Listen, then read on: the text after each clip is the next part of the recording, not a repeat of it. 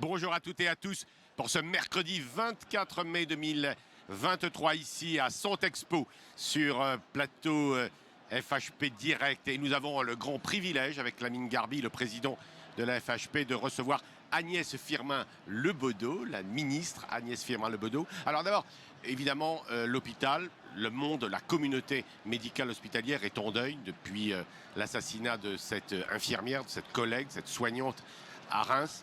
Et pourtant, on voit, évidemment, malgré la tristesse qui a existé, on voit un très grand dynamisme dans ce congrès d'Hôpital Expo.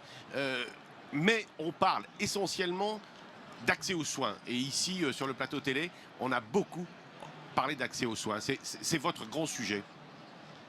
Bonjour, Monsieur le Président. Merci de m'accueillir sur le stand de la FHP. Tout d'abord, vous avez commencé par cela et redire vraiment notre profond soutien à toute la communauté soignante. C'est bien toute la communauté soignante qui est en deuil.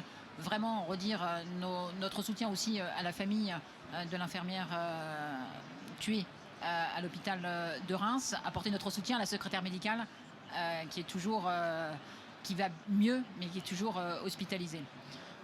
Alors ce congrès se déroule après le choc subi hier. Ce congrès se déroule. C'est tout le secteur de la santé qui est là, qui est réuni.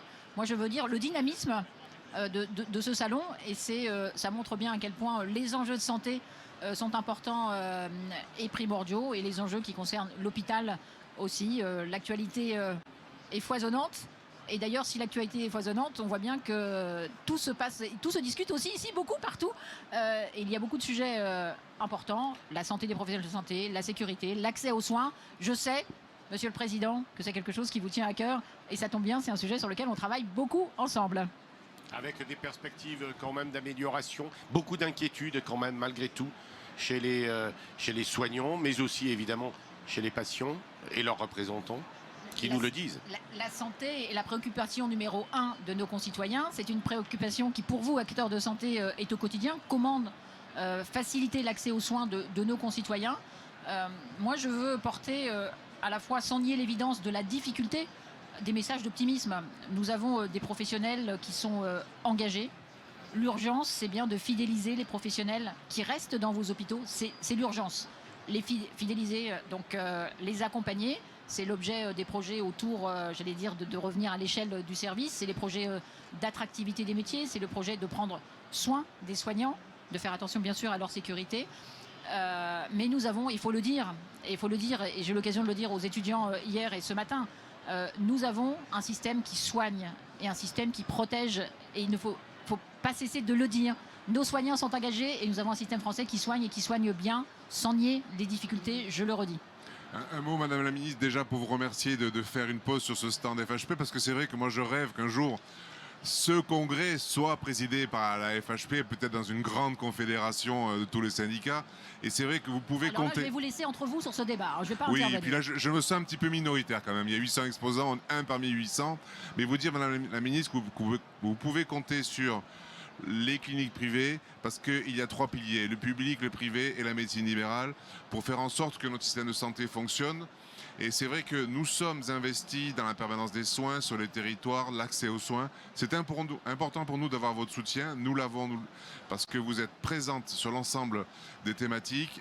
Il va arriver à l'Assemblée la PPL du député Valtou. On est force de proposition, mais surtout on veut être pleinement associé à cette loi et en aucun cas exclu, comme c'est le cas sur 2 ou 3 articles. Voilà, que le privé soit partie prenante de cette loi.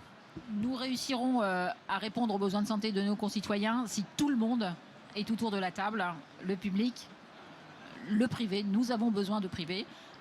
Chacun doit prendre ses responsabilités. L'enjeu autour du pacte territorial dans chaque bassin de santé, c'est aussi mettre le privé dans ces négociations et dans cette participation à la permanence de soins.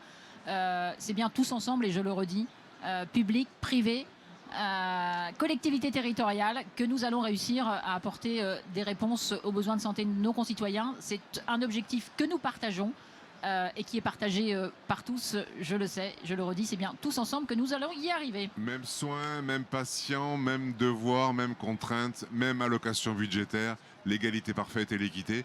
Nous allons y arriver, j'en suis certain. Merci, Voilà, Monsieur le ça s'appelle Président. le droit et devoir. Merci, Merci. d'être venu nous voir et bon salon, bon congrès.